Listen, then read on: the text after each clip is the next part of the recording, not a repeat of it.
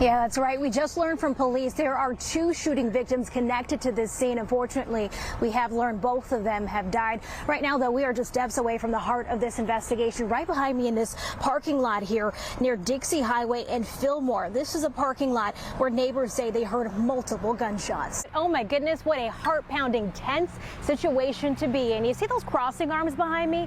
So that is where we know the SUV was actually stuck. This is at 141st Street and Biscayne Boulevard in North Miami. Loved ones of whoever the victim is in this incident are arriving on scene. We saw a car pull up with a woman crying, trying to reach out to police on scene here. But you can see behind me, police are on scene investigating this shooting. Now, about 4:30 a.m., that's around the time that we arrived. We arrived here to see a red car with its doors open, and directly across from that car, there appeared to be a body on the floor. We are learning a whole lot more about those suspects. Again, as you mentioned, it all started with this armed robbery at this Dania Beach convenience store. It ended with a wild shootout, which left that officer critically injured. But the latest development happening right here at this extended stay in Miami Springs, where a second suspect was taken down. When Rosenberg first announced he was stepping down, he cited his wife's health as the reason, but these documents detail a different relationship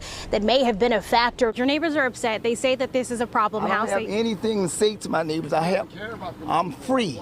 I'm free. Right behind me, this is an example of that storm surge impact here on Hollywood Beach. You can see it along the walkway here. Now, where the walkway meets the beginning or the entrance of the beach, the water up to my ankle here. But as I walk back, you can take a look at the ocean. You can see how strong the waves are just crashing onto the shoreline. The destruction there was so incredible. I've been looking at pictures. You know, Andrew was, of course, a Category 5 hurricane, leveling cities like Homestead and Florida City with winds as high as 165 miles per hour.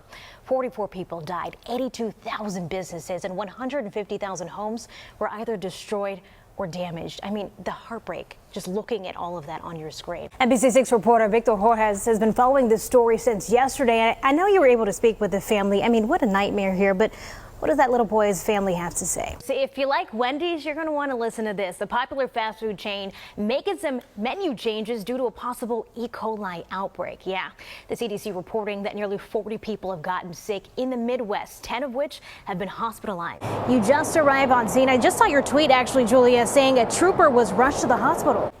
All right, talk about a traffic jam. Take a look at this sea of cars. At least they're moving, right? They're probably jamming out to Benito Antonio Martinez Ocasio before his major concert. Haven't heard of him? Well, you probably know him by another name, and if you don't, you've been living under a rock. Yeah, what about the name? Bad Bunny. Bad Bunny, anyone? I mean, it's a fun time, right? For parents, for guardians, and everybody. All the kids returning to class this week. We wanted to look back ourselves and share some of our back-to-school pictures with you.